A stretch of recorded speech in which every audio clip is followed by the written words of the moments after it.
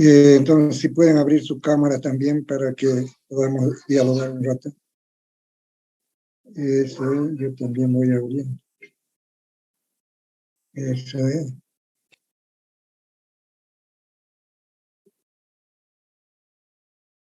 Y vamos a ver nuestra bibliografía.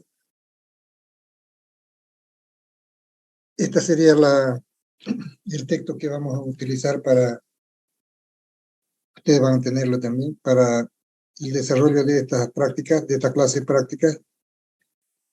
Y el temario lo tenemos aquí anotado. Entonces van a hacer las normas americanas.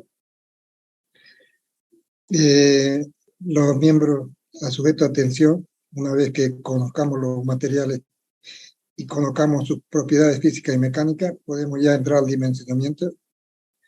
Y sería aquí miembro sujeto a atención. Elementos de unión, como ser perno, como ser remache, como ser unión con soldadura. Y elementos de solicitada flexión, control por flexión, por corte, por deformación, en este campo. Esto va a provocar entonces una deformación también, las cargas provocan deformación. Y hay un límite que las normas establecen para esa deformación. Cuando se trata de elementos solicitados con presión, el dimensionamiento también habrá que hacerlo para la compresión y en algunos casos para la flexión, porque hay vigas columna o simplemente porque al cargar la estructura pueden haber deformaciones laterales que provoca entonces un efecto P delta, que vamos a verlo eso en las aplicaciones. Las placas base para conexión de viga columna a la fundación o de la viga de acero y la losa puede ser de hormigón. Entonces vamos a ver cómo dimensionamos eso. Vamos a hacer la aplicación en un edificio comercial o un edificio industrial, un puente grúa tal vez, y si tenemos tiempo un coliseo. Vamos a referirnos a la bibliografía que aquí tenemos extendida. Y tiene entonces todo ordenado acá por título, por autor, por editorial. No hace falta que lo copien, esto van a tenerlo en la plataforma. Ahí pueden usarlo, ahí pueden copiarlo. 0.7% que nos especifica. El material se hace quebradizo, ¿no? Entonces frágil, diríamos. Pierde ciertas características que no convienen entonces para un elemento estructural y por eso se limita hasta 1.7%. El que usamos nosotros está entre 0.30 y 0.35% de contenido de humedad, o digo, de contenido de carbono. Y ese es el acero corriente común. La alta resistencia puede darse para un acero a través de su fórmula química. El contenido de carbono es lo importante. Decíamos que mientras más elevado sea el contenido de carbono, se vuelven ya quebradizos o frágiles. Pero también se puede dar, elevar la resistencia de un material, el acero, por ejemplo, deformándolo, ¿no? La deformación, entonces, se tiene un incremento de resistencia y eso hace que los aceros podamos, entonces, modificando su diámetro, al estirarlo, tengan mayor resistencia también. Estructuras de acero que estamos indicando acá para la parte de bibliografía. Tenemos un manual de la ISC, que son especificaciones técnicas para los proyectos. También tenemos manuales para soldadura. Y tenemos, este es el manual de la ISC. Y tenemos muchos otros libros que pueden ser material de consulta para ustedes, muchos títulos, ¿no? Su autor y la editorial para que lo consigan, si es que es el caso. ¿Qué vamos a hacer en las aplicaciones? Si todo va bien, si no hay contratiempo, podemos hacer una estructura así como esta, donde tengamos, por ejemplo, la estructura principal, todo metálico, con vigas, columnas, viguetas, y una losa de hormigón, una carpeta de hormigón como material para estructurar la losa, y utilizando ladrillo, por ejemplo, ladrillo hueco para los muros, aquí tenemos, y una parte vidriada, aquí también arriba, ladrillo. Entonces, esto sí es que podemos hacer como un segundo pequeño proyecto, y tal vez otro que es importante sería esto para mostrar la utilidad en grandes luces, un coliseo que puede tener, por ejemplo, 32 metros o 38 metros de ancho, y así puede extenderse a la dimensión que se requiera, ¿no? En este caso tenemos acá 32, y aquí tenemos cada 5 metros extendida la zapata, 35 metros de profundidad, 32 por 35. ¿Qué vamos a tener, por ejemplo, en esta estructura?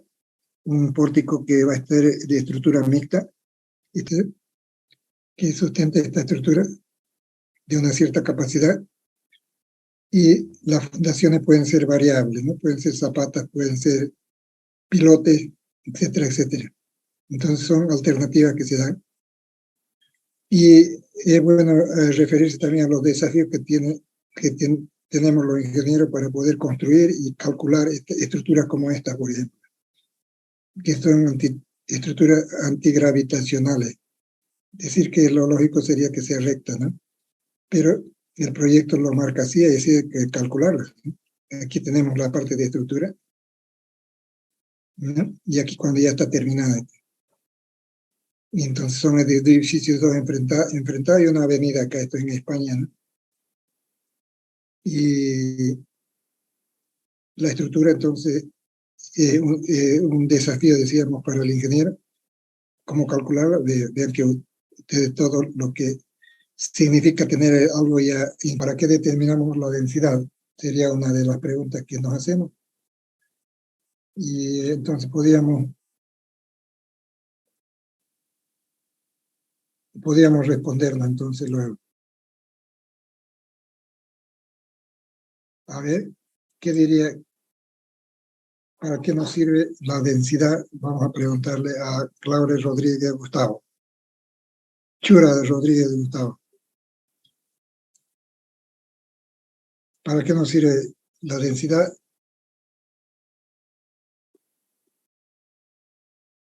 Chura Rodríguez Gustavo. Sí, en el cálculo estructural, ¿dónde entraría eso?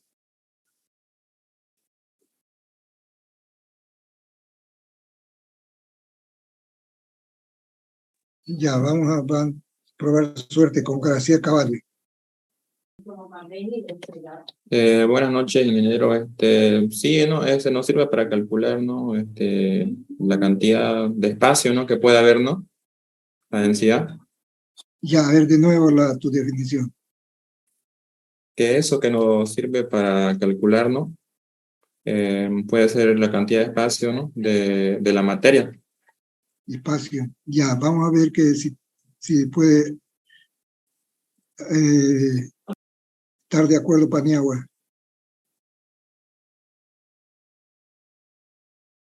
Buenas noches, ingeniero. Buenas noches. La densidad es la relación entre la masa y el volumen. Si es masa del volumen, masa del volumen. Y cuando ponemos peso del material sobre volumen, ya sería el peso específico, ¿no? Sí. Pero el peso, ¿qué es el peso? Igual es masa por la aceleración de la gravedad, ¿no? Una balanza nos da fuerza, el peso nos da. Entonces, podríamos decir que pesamos en la balanza y determinamos su volumen, y vamos a determinar su densidad específica o su peso específico. ¿Para qué nos sirve ese peso específico? Es lo que nos preguntamos ahora. O densidad específica. En los cálculos nos puede servir para determinar la presión que ejerce el concreto, ¿no? Ya, en otras palabras, a ver, vamos a ver si nos complementa la información Julio César Calizaya. El peso específico sirve para calcular la cantidad de peso por unidad de volumen.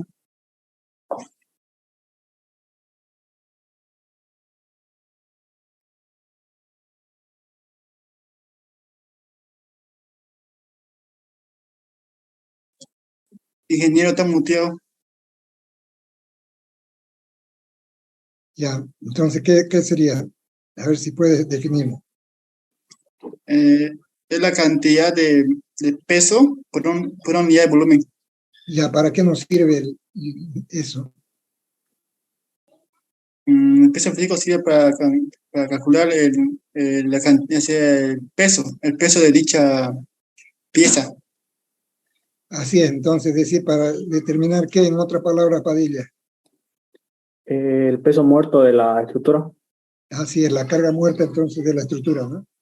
Vean que tiene importancia entonces la determinación de la densidad o determinación del peso específico o la densidad específica. Para determinar entonces el peso propio de la estructura, podemos sacar, por ejemplo, para un perfil por metro lineal, ¿no? Cuánto pesa, o tener al final de cuenta contabilizado todo lo que es el volumen, y si conocemos el peso específico, entonces podemos conocer la carga muerta que nos proporciona, porque puede haber la consideración de la estructura, carga muerta y carga viva, ¿no? La carga viva se la da por norma, ¿no? Carga de uso también se llama, pero puede haber otra carga que es carga de viento, ¿no? Puede haber otra carga que es carga viva de techo, por ejemplo, ¿no? Cuando hay encharcamiento arriba en las terrazas, por ejemplo, también se considera esa carga viva de lluvia, ¿no? De encharcamiento. Pero también puede haber de sismo, ¿no? En lugares que tienen riesgo sísmico. ¿Qué más? Entonces, estamos hablando de... Estoy admitiendo a otro estudiante. Densidad específica, decíamos, y un coeficiente de dilatación lineal también, ¿no? Eso sería también importante, porque la estructura, cuando tiene una significativa longitud, entonces la expansión que sufren por el cambio de temperatura provoca entonces esfuerzo en la estructura, ¿no? Que hay que considerarla. Decir que si la temperatura varía en una región de 6 grados a 40 grados, por ejemplo, entonces hay un rango grande de diferencial de temperatura, ¿no? Que habrá que considerar entonces el crecimiento de la estructura por esa razón y los esfuerzos que provocan, ¿no? Ya. Entonces eso es importante saberlo también. Cuando nos vamos al ensayo de tensión de formación es para hablar de las propiedades mecánicas.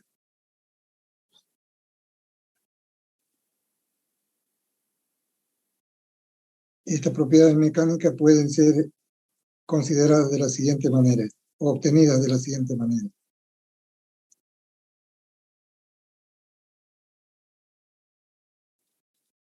Pueden ser obtenidas de la siguiente manera. Por el ensayo de tensión de formación, esta es la máquina universal, que nos sirve tanto para compresión como para tracción. Aquí tenemos un gato hidráulico, si quieren, ¿no? De doble acción, tanto para arriba como para abajo, puede hacer el empuje, y un marco que lo sustenta. ¿Qué es lo que tenemos acá? Un deformímetro. Necesitamos entonces un deformímetro, un dinamómetro, ¿no? Este es el equipo de la máquina universal. Puede ser automatizada si la lectura, por ejemplo, de deformaciones directamente en nuestra computadora, ¿no? Las carga también. O pueden ser lecturas directas que hagamos con un deformímetro y con un dinamómetro, ¿no? En laboratorio tenemos los equipos que son antiguos, para romper probetas de hormigón. Esos sirven solamente para compresión, pero en la sala nueva del laboratorio, en la parte nueva, tenemos la máquina universal que es para hacer justamente estos ensayos. Y vamos a procurar ahí hacer un ensayo de tracción en alguna de las clases. Pero también vamos a hacerlo acá en una simulación que vamos a hacer en la próxima clase, aquí así en forma virtual. Y vamos a explicar, pero de qué se trata, ¿no? ¿Qué es lo que importa aquí en este ensayo? Y vamos a explicarlo en esta lámina. Y vamos a referirnos entonces a la probeta que está especificada por las normas. En cuanto a la longitud, por ejemplo, ¿qué significado tiene longitud? Esta longitud es de ensayo, no es longitud de la probeta, sí, porque necesita unos anclajes arriba o anclajes abajo, sino la longitud a donde se están midiendo las deformaciones. Dice 10 centímetros, por ejemplo, acá. El diámetro también tiene que ser proporcional a la capacidad de la máquina. Si es de 10 toneladas, por ejemplo, romperá tal vez una barra de 8 milímetros, pero si es de más capacidad, entonces tenemos que calcular esa capacidad que viene con la máquina y el diámetro de la probeta que vamos a poner. Este diámetro uno lo puede tornear para que resulte, por ejemplo, la dimensión de diámetro que puede la máquina llegar hasta romperla, ¿no? Y el torneado que se hace en la parte donde se va a medir la deformación. Y esto tendremos entonces que anotar acá cuando ya se hace el ensayo. La carga va a estar generada aquí. La deformación esta va a ser la lectura acá. Si no tuviéramos un equipo automático, entonces tendríamos que hacer visual acá con un deformímetro, un dinamómetro, ¿no? Vamos a ponerlo acá. Entonces el equipo consiste en lo siguiente. Si es que fuera manual, vamos a poner aquí equipo.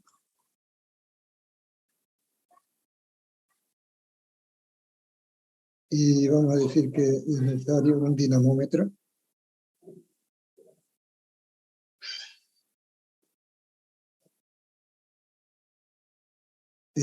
También un deformímetro.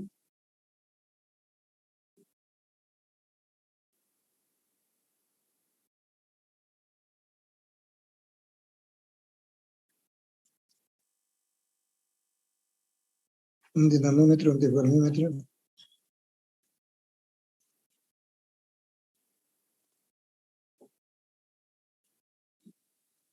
Principalmente eso, ¿no? Y desde luego la máquina universal, ¿no?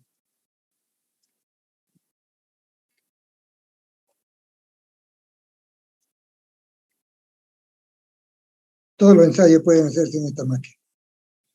Todos los ensayos imaginables o requeridos, ¿no?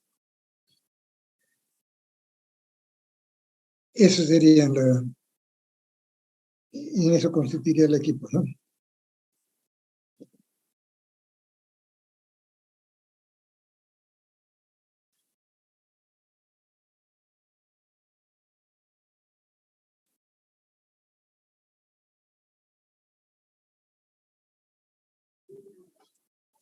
Así sería.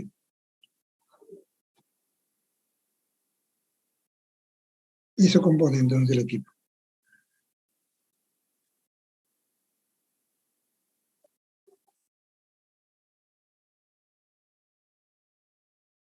Cuando tenemos ese equipo, entonces vamos a referirnos ya al cuadro donde vamos a registrar todas las ocurrencias. Entonces vamos a leer acá, por ejemplo, las cargas. Vamos a leer la carga. Las deformaciones acá, delta L, en esta parte. Si es que fuera visual, aquí tendríamos un reloj, quiere decir el deformímetro. Aquí otro reloj que sería el dinamómetro y deformímetro ahí, ¿no? Dinamómetro la fuerza, deformímetro la deformación. Entonces, esto sería 300 kilos y su deformación que provocó. Y así vamos siguiendo, aumentando la carga. pero esto a un cierto ritmo, una cierta velocidad que establece la norma, ¿no? Velocidad por minuto, dice, ¿no? Que establece la norma. Entonces, no se hace tan rápido ni tan lento porque si no duraría demasiado tiempo también. Pero se tiene un ritmo establecido, entonces, por la norma. Y eso se hace hasta llevar entonces el material a la rotura. ¿Ya? Aquí todavía no rompió, sino que va a seguir aquí el diagrama hasta que rompe la probeta. Pero, ¿qué es lo que tenemos que hacer si es que tenemos que completar nuestro informe cuando tenemos estas cargas que la tomamos de la lectura de la carga de deformaciones? Entonces, completar el gráfico, el cuadro, digo, con las deformaciones unitarias, delta L sobre L. ¿No? Delta L dividido entre L sería. Esas son deformaciones unitarias. No tienen unidades porque sería centímetros sobre centímetros, ¿no? L en este caso es 10 y delta es este valor que tenemos acá. Esto entre 10, aquí sería esto, ¿no? Y tenemos necesidad de determinar la tensión, porque eso es lo que estamos queriendo, ¿no? Tensión, carga dividido entre área. En este caso es de tracción, esa tensión de tracción. Y va a definirnos entonces estas tensiones acá.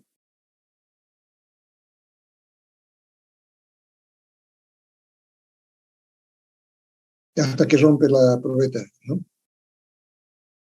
Hasta la rotura, que aquí falta.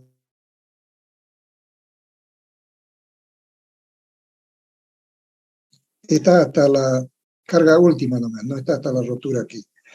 Aquí, ¿qué significado tiene eso en la gráfica?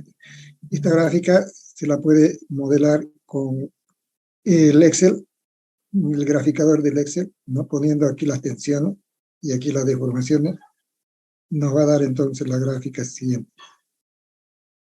¿Qué es lo que tenemos acá? Si es para la 0 a 36, vamos a decir, aquí está. Este 36 quiere decir 36.000 libras por pulgada cuadrada. Que la tensión de fluencia, que la vamos a anotar acá, 36.000 libras por pulgada cuadrada. Así es. Eso significa en unidades métricas aproximadamente.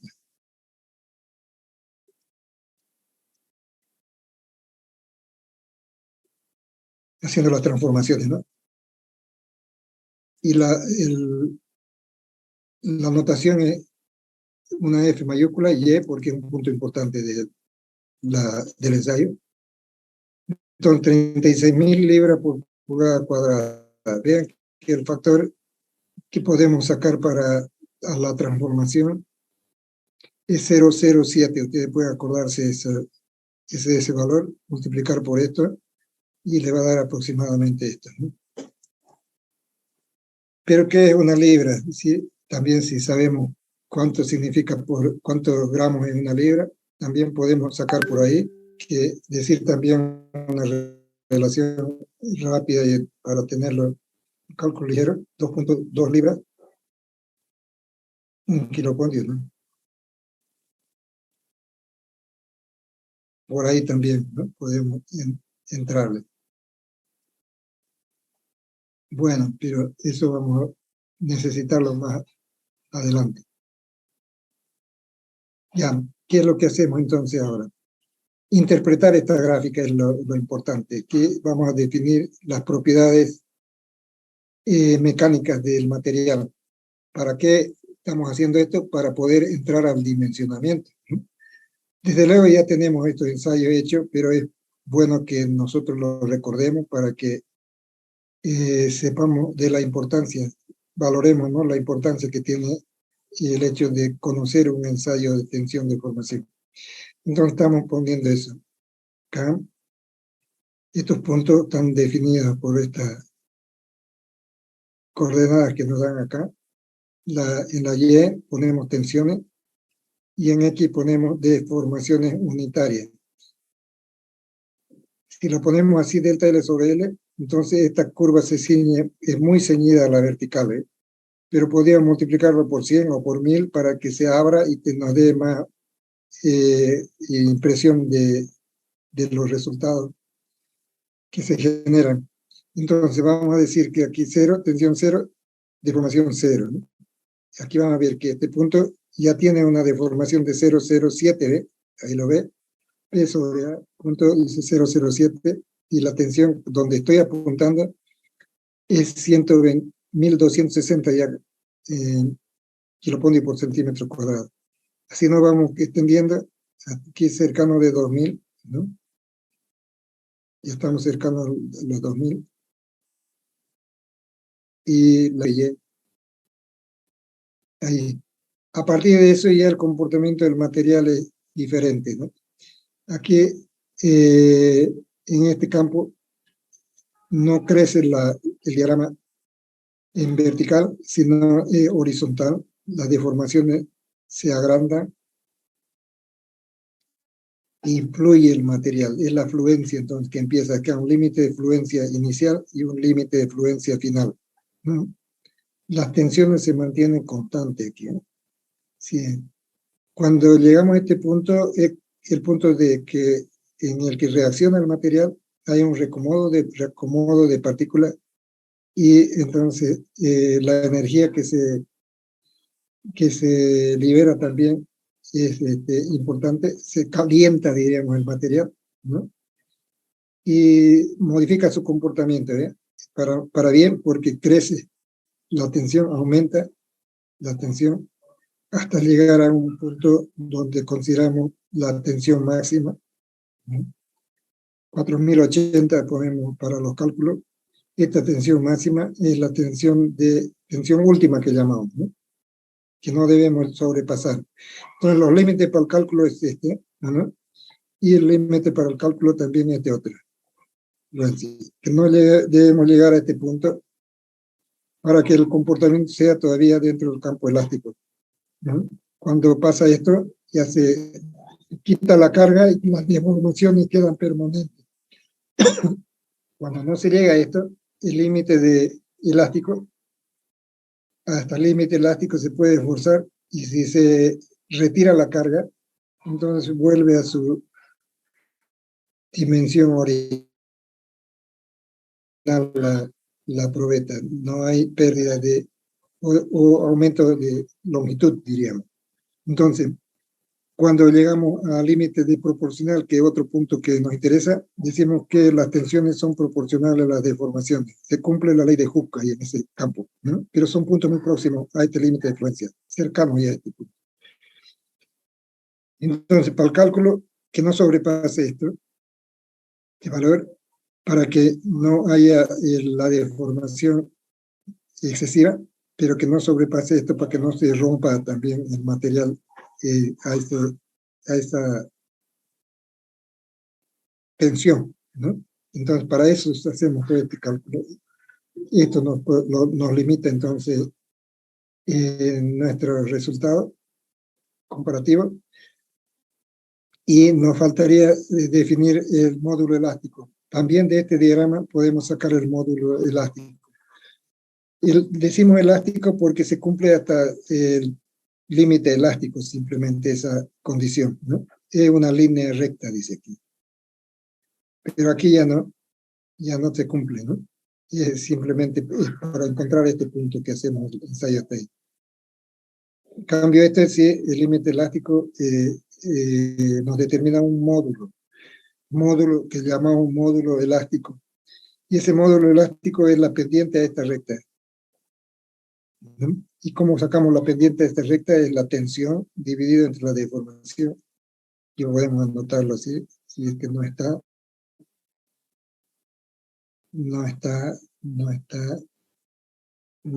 pero podemos decirlo aquí, podemos ponerlo acá. Vamos a tener un ángulo, ¿no? Alfa. Entonces vamos a decir tangente del ángulo alfa. Tangente de alfa. El ángulo alfa va a ser esta inclinación aquí, ¿no? Y tangente de alfa, entonces vamos a decir que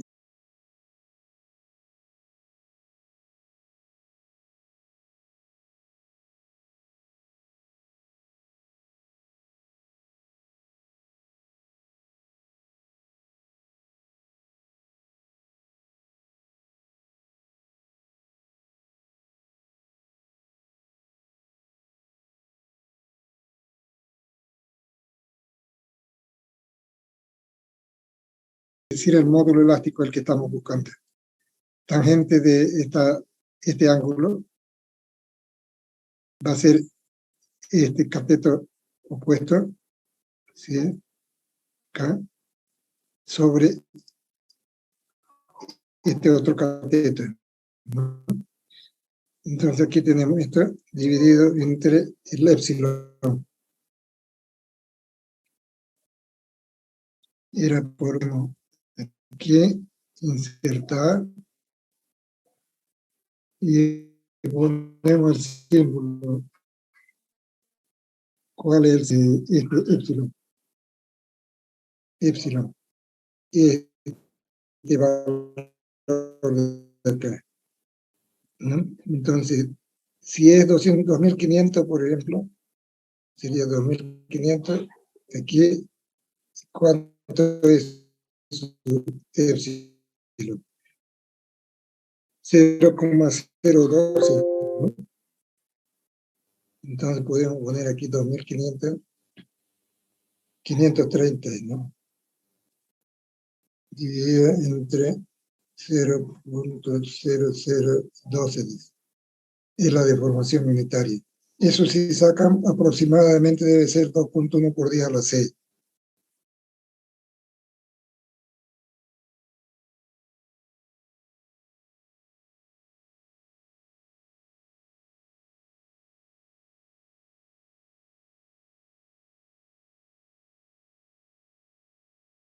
Importante eso. ¿Para qué nos sirve ahora, diríamos? También, ¿para qué nos sirve en el cálculo? Nos preguntamos. Si nos hacemos ese cuestionamiento, tenemos que dar la respuesta. A ver, ¿para qué nos sirve? Y vamos a preguntarle a Magariño, ¿para qué nos sirve Magariño? Magariño se nos perdió. Aquí está. Ya, Magariño, ¿para qué nos sirve el módulo elástico?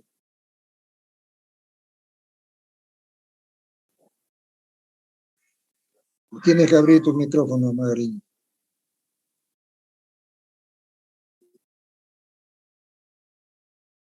No abrió tampoco.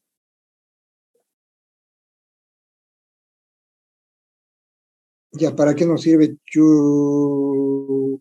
Kunurama? Ingeniero, ¿me escucha?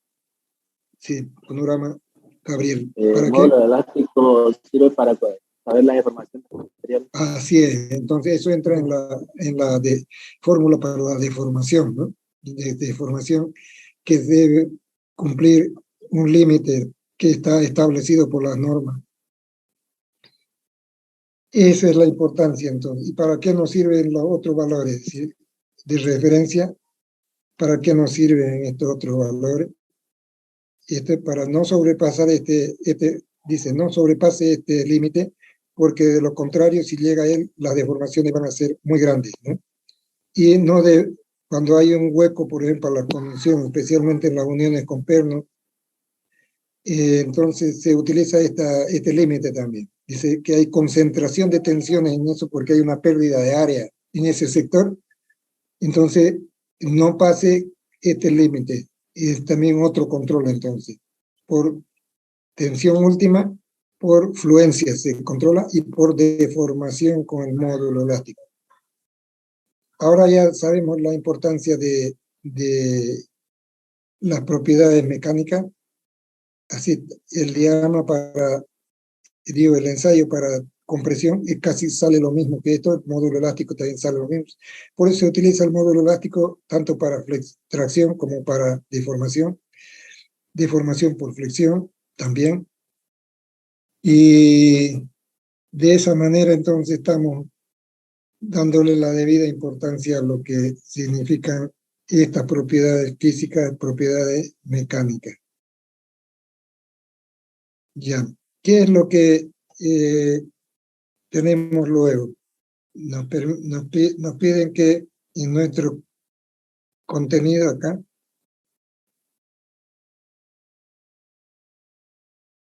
que hablemos de las propiedades, dijimos, y ya lo hemos hecho en la primera parte.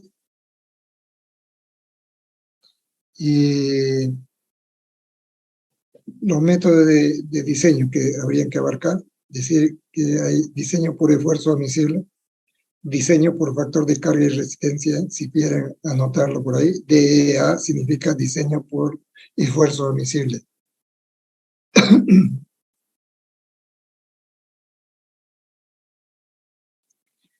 Y el otro, diseño por factor de carga y resistencia.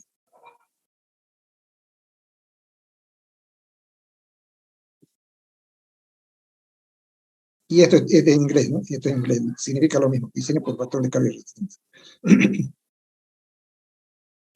Decimos que aquí tal vez vamos a hacer una demostración nomás para el uso del DEA, pero este va a ser de todo nuestro desarrollo posterior, va a ser diseño por factor de carga y resistencia. En los programas que se tienen, hay para ambos, ¿no? Puede calcularse por este método o por este método. Este podrían decir que es el antiguo y este que es el moderno, ¿sí? Podríamos decir eso. Miembro sujeto a atención, luego de saber los métodos, podríamos hablar de miembro sujeto a atención.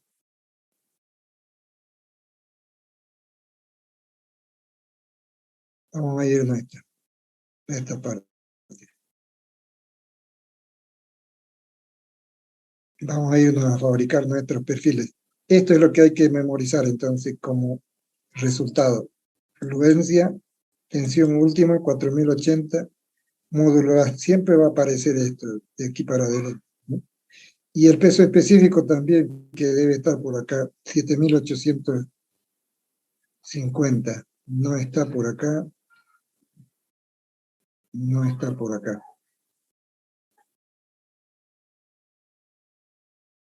No está, pero lo vamos a anotar entonces. Peso específico 7850.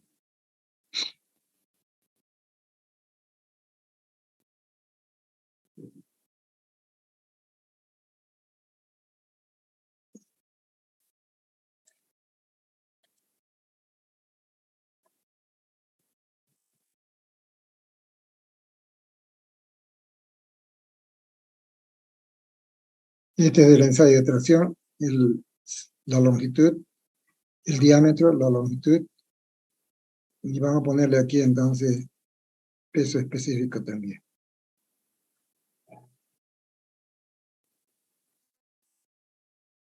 Y eso es importante entonces, recordarlo. Está muy bien. Pero ahora vamos a hacer un desafío, decir que cómo querer fabricar nuestros perfiles. Conseguimos nosotros chapas de estas en los negocios de acero, los que se dedican a este rubro. Y queremos conformar perfiles que nos sirven para largueros. ¿Qué son largueros? Estos elementos queremos fabricar. Estos elementos que hemos mostrado acá, estos elementos de aquí, estos son largueros. Tienen la forma C, pero se lo doblado para que tenga cierta rigidez, ¿no? Entonces eso es lo que queremos hacer aquí. Vean que pueden ser los datos. Una bobina puede tener el espesor de la plancha, 0,32 centímetros. El diámetro de la bobina, 0,85 metros. El diámetro del hueco, aquí estamos, ¿no? La bobina, este es el hueco, este es el diámetro externo. El espesor está aquí como T, aquí le vamos a poner T entonces.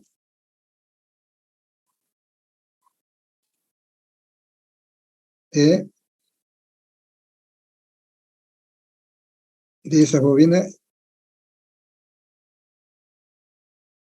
T igual a 0,32 dice. El hueco es 15, 0,15. Aquí es para insertar un tubo para poder izar la placa con una grúa, para no dañar, digamos, la placa, ¿no? Entonces deja abierto esto para meter esa barra. Y de hecho la grúa ya tiene entonces esa barra para introducirla. Y llevarla al lugar donde se quiera recortar o conformar esta sección. Esto es lo que queremos conformar. Esta sección queremos conformar. pero no es una dimensión cualquiera la que queremos obtener. Entonces vamos a dar condiciones, por ejemplo, ¿no? Si la bobina tiene 1,20 m de ancho, este B, 1,20 m de ancho, y vamos a recortar para que la máquina pueda doblarla, hay una dobladora que hacen este trabajo así, ¿no? Este trabajo también, trabajo. Y hay una cizalla para cortar material. Entonces, si esta es la placa de 6 metros, vamos a tener la extensión para corte. Este puede tener 300 metros pues, en desarrollo, 100 metros, 120, lo que sea, pero lo que necesitamos de cortar es a 6 metros para que de un solo golpe corte la máquina. Y vamos a procurar cortarla en 3 partes, dice, ¿no? Así para que no haya pérdida. Y vamos a ver qué resultado tenemos en la sección. Pero hay que poner entonces algunas condiciones, es decir, que la máquina también, la dobladora tiene su especificación para el doblado acá, hasta cuánto puede aceptar como dimensión C para que agarre bien, digamos, la máquina y la pueda doblar. Vamos a decir que ese C va a ser 1,5 centímetros para estar en función del espesor, ¿no? Para 32, ¿no? 0,5, 1,5. Lo que requerimos es podemos dar nosotros de forma arbitraria. 5 centímetros queremos que tenga esta extensión por fuera. 5 centímetros esta extensión. Esta H0 no sabemos cuánto nos va a salir. Esa va a ser nuestra incógnita, ¿no? Pero ya tenemos los datos acá. 5, 1,5, 5, 1,5. Y tenemos el ancho que define el corte. ¿Qué va a hacer si hacemos 2 cortes? 1, 2. Vamos a tener 2 golpes, se cobra en este caso por golpe, es decir que no es necesario que nosotros tengamos la cizalla para cortar esto, sino hay servicios que nos vendan, los que venden este material, tienen también sus cortadoras, sus dobladoras, ¿no? Nosotros tenemos que pedirle entonces, darle la sección, cuánto corte para que no haya desperdicio, y cuánto me va a resultar el perfil en área acá. Lo que nos va a interesar, cuánto nos va a botar en inercia, en X, en Y, todas sus propiedades geométricas. Entonces, esa va a ser la condición. De 120 vamos a dividirlo en 3 partes, y la tenemos aquí las 3 partes, y vamos a tener 5, 1,5, 5, 1,5. H0 es lo que vamos a calcular. A ver si el doblado, dice que el doblado, corte y doblado por golpe, tiene un costo, dice, $0,6 por golpe, ¿no? Entonces vamos a determinar que cuánto nos cuesta conformar esta sección, ¿no? Si sabemos que va a haber cuántos golpes, por ejemplo, aquí contamos, ¿no? 1 para cortar esto, 2 para cortar esto, 2 para corte, 3 para doblez, 4, 5, 6. 6 golpes tenemos que considerar, 6 golpes, ¿no? Para fabricar 6 metros, más 6 metros y otros 6, sería 6 por 3, 18 metros de perfil. Entonces, en base a eso podemos sacar un costo por metro, que es lo que uno acostumbra para hacer las propuestas en la cotización que se establezca, ¿no? Entonces, eso es lo que ustedes van a procurar hacer, y después yo les voy a mostrar algún resultado, a ver si es que alguno puede. Aquí lo voy a bajar, cálculo, y vamos a tener para ustedes esa información. A ver, ¿qué es lo que saca? ¿Cuánto es H0 primero?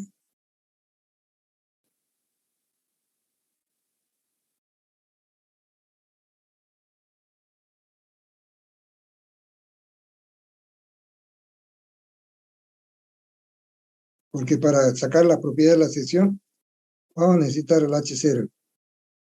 Que H0 es la altura del perfil.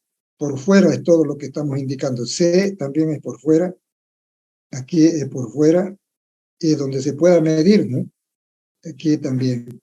Todo es por fuera. Entonces calculen este valor ahí. Esa es una tarea para el aula. A ver, ahí se van a entrenar. Están haciendo calentamiento de músculo. Vamos a ver quiénes trabajan, quiénes no. Aquí hay varios que están fuera de combate. García Caballo, Suárez Paniagua, Martínez Chachacollo, Durán Alquice, Suárez Paniagua, Manuel Achacollo, Martínez Achacollo debe ser la misma. Samantha dice. Y los demás. Entonces, SH tiene una bonificación para los que saquen un resultado correcto. Pero tienen que pensar bien, ¿no? Tienen un espesor de placa. Yo les voy a mostrar otra vez la placa. Interesada verlo quién trabajaba, pero vamos a sacrificar un rato esto.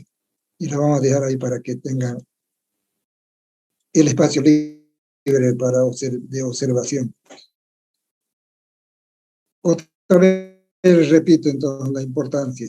Tienen que tomar en cuenta este espesor, ¿no? Y aquí la longitud de la plancha que tenemos. Si la extendemos la plancha, ¿qué longitud vamos a tener? Un metro vamos a poner. Esto, ¿no? Si el diámetro, aquí estamos, el diámetro es 0,85, el otro diámetro es 0,15. El ancho es 120, el peso específico, gamma, la longitud también se está pidiendo allá. Aquí podríamos borrarla entonces. Parece que está de más esto aquí. Arriba está también. Aquí está ya. L, metro, H. Estamos dividiendo en 3 partes, no en 4. Así sería. Eso es lo que tienen aquí entonces, me pregunto. Ingeniero, el perímetro total de eso es P, ¿no? No, este T es el espesor de la No, placa. no, P o digo. Aquí estamos indicando D es este diámetro. D' sería este hueco. B el ancho 1,20. T 0,32. Entonces, si lo desdoblamos esto, ¿qué longitud vamos a obtener de la placa? Dice aquí, ponen acá. Y cuando cortamos así 6 metros, ¿cuánto va a ser esta extensión H aquí por fuera? ¿No? Si esto es 5, esto es 1,5. Eso es lo que se está pidiendo. Y si damos el costo por kilo, precio unitario por kilo de material, ya podemos sacar el costo también, pero todavía no van a hacer eso. Saquen esto primero, ¿no? H0, L longitud total de la plancha.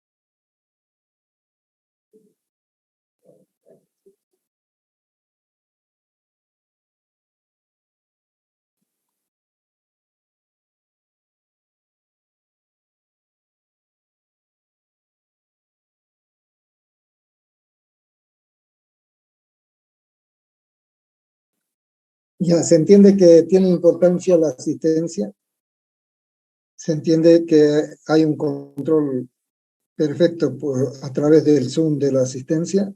Si es que ustedes entran y al momento se salen y dejan abierto aquello, también se registra entrada, salida. Entonces, tómenlo en cuenta que se controla muy bien la asistencia de esta manera. Pero tiene ponderación también la asistencia en las notas, como tiene ponderación también la participación y los trabajos en aula. Esto que estamos haciendo vamos a tener también ponderación. Los que hagan bien van a tener sus puntos extra. Entonces, por eso tiene importancia el trabajo en aula, la asistencia. el cumplir, digamos, con los prácticos. Ingeniero, una consulta. ¿El valor de 40 es igual al perímetro total de ese perfil? ¿Cuál es 40? Esto es 40, ¿qué? Pues 3 por Sí, 4, eso. 12, ¿no? Sí. Este ancho. Ya ustedes tienen que hacer todo el trabajo de considerar el trabajo de corte. No hay pérdida de material, ¿no? Estamos cortando simplemente. Cuando se dobla también tienen que entender de que no hay pérdida de material. No hay por dónde perderse ahí. Pero tienen que tomar en cuenta de que acá hay una parte que se estira, que se alarga, y otra parte que se acorta, ¿no? Al doblar. Ya, ahí está el asunto. Ahí está el asunto. Puro razonamiento. Abran su mente, déjenla en limpio. Ya van a entender que están compitiendo aquí con otra empresa para el mismo trabajo. Entonces tienen que establecer un costo y que sea competitivo ese costo, que tenga ventaja para ustedes, pero que sea correcto también, que no falle en su estimación.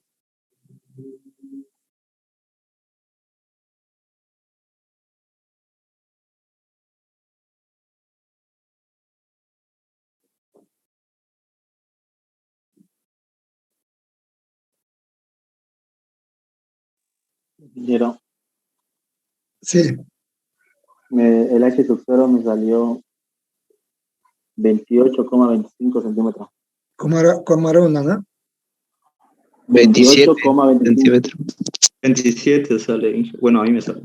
Ya la longitud todavía no. Entonces, este H, ¿no? Sí, 27 H0, centímetros. 27 centímetros. Igual a mi ingeniero, 27 centímetros. Ya es Kumarama y Renato Rivera, ¿no? Sí. Ingeniero, ¿Quién saqué más? otro resultado. ¿Quién más tiene algo? Igual, Pero Yo tiene le que sacar pongo este también vale. La longitud de la plancha. 28,25 yo saqué H. Otro de 28,25. Sí.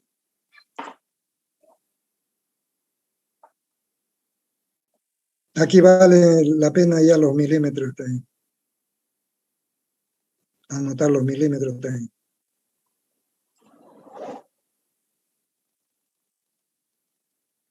$28,25, dice.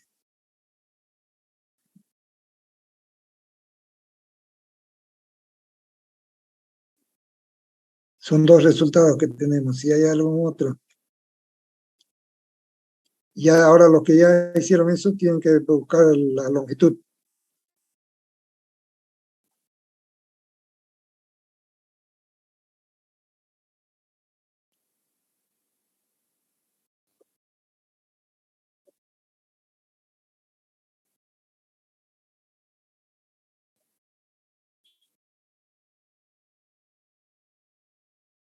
Vamos a ver quiénes están trabajando ahora. Aquí hay algunos que están apagados. Paniagua, Mamani, Suárez, Martínez, Achacoyo. Se salieron estos. No están presentes.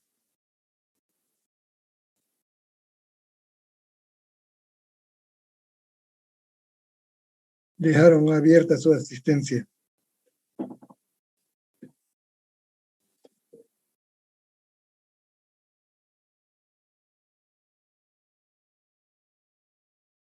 Díaz Espinosa David, ¿le falta algún dato?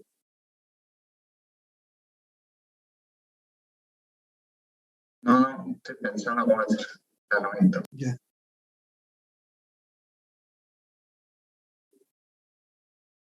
García Carballo, ¿le falta algún dato? No, no, ingeniero, no se preocupe, estoy viendo nomás los datos y revisando. Ya, pero entiende bien el problema, ¿no? Sí, algo, ingeniero, estoy entendiendo poco a poco, con calma. Ya, sale 171, ingeniero. La longitud. 171, cuya este resultado de Kawashiri, Sí, punto 81. 171. ¿Cuánto? 171, ¿no? 172 metros, ¿no? Punto 81. 181. 171.81. Ya. Puede ser que esté bien, puede ser que esté mal. Revisar si ya tienes también esto, hacer esto, H0, así. H0 tiene que hacer.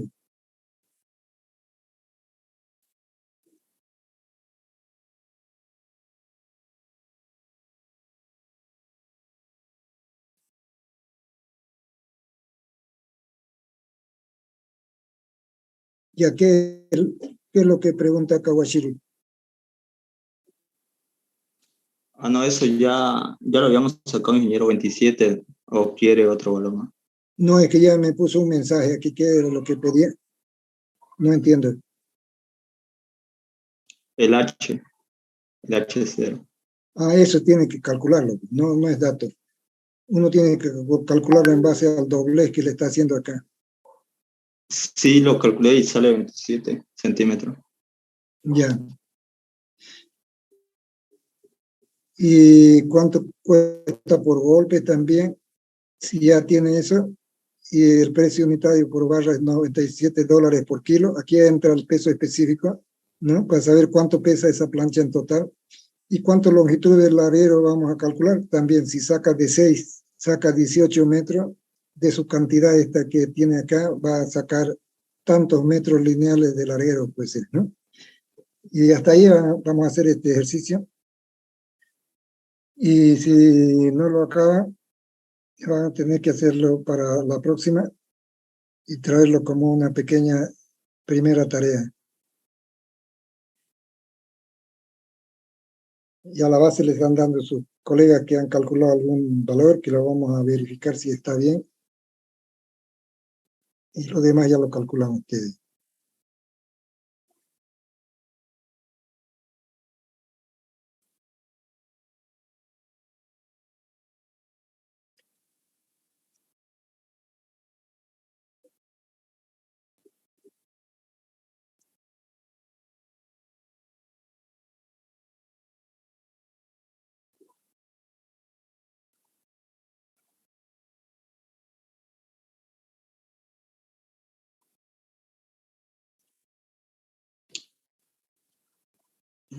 Ingeniero, para el volumen tomamos la longitud de 171. Seguramente, pues, ustedes ya tienen que saber eso.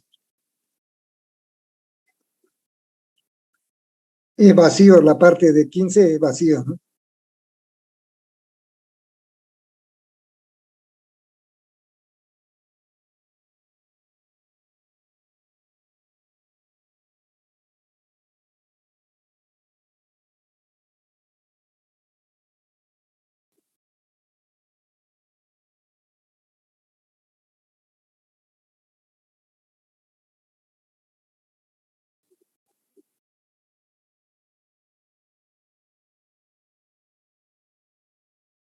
Ya, ¿alguien más sacó la longitud?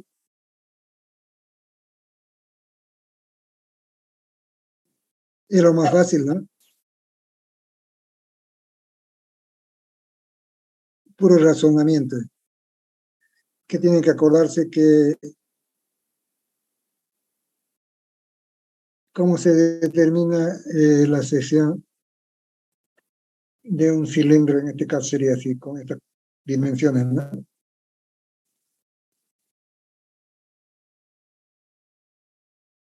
Y el volumen de él.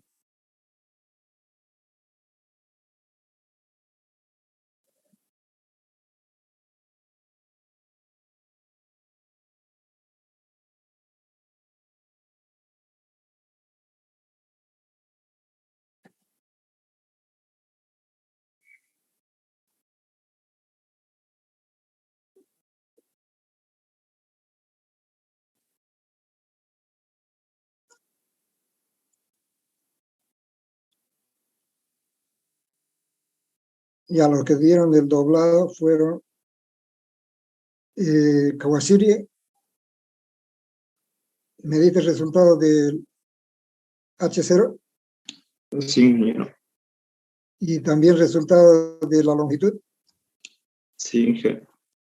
O sea, esta longitud es tuya, esta 171. La longitud sale 1,71, ingeniero. 171 es tu longitud, Kawashiri. Sí, No me punto dice. 81. Sí, este es tuyo. Sí. ¿Y cuál de estas es tuya? 28, 25, No, 27. 27. Pero has hecho esto también, ¿no? Sí. Ya. Vamos a comprobarle entonces a Kawashiri su resultado. Dice que es 171,81, no hay otro que haya sacado eso. ¿Y cómo lo haría? ¿Puedes explicarnos cómo lo hiciste, Kawashiri? Para la longitud saqué el área primero. El área. Sí. Resté el diámetro externo con el diámetro interno. Ya. Y luego el área. Sí. Saca el Y área. luego, sí. Y esa área igualarlo a la longitud, a la la incógnita longitud. que No usted nos pidió. interviene el B. En esa yo la puse por el espesor, por T. Claro, pero el B no interviene entonces, No. porque se simplifica seguramente. Sí, yo le puse el espesor ahí. Ya está calculando, dice el área, esta área, ¿no? Pi por diámetro cuadrado sobre 4, menos pi por diámetro sub 0 al cuadrado sobre 4, es el área, la diferencia de área, ¿no? Menos eso es la diferencia de área. Si quisiéramos sacar el volumen sería por B, ¿no es verdad? Volumen de la bobina. Cuando puede hacer ese volumen, determinación de ese volumen, entonces puede igualarlo ¿a qué? A la longitud, por el espesor. Longitud por B y por el espesor, ¿no? Entonces por eso se te anulan B y B, ¿no? Pero dejarlo indicado más bien así. Parece que está bien, ¿no? Su resultado. Ya, ustedes entonces el resto va a hacer esto mismo, pero para la próxima tienen que saberlo porque vamos a hacer otro ejercicio parecido a este, pero con más divisiones. Para tener dos perfiles ya, que van a echar mano para la solución de nuestros problemas. ¿Ya? Eso va a ser en la próxima. Pero este sirve como calentamiento hasta que inscriban los otros nuevos alumnos que han de inscribir hasta ayer o hasta ahora. Y seguramente que ya van a estar toda la lista completa para la próxima semana. Entonces, hasta aquí vamos a llegar con esto.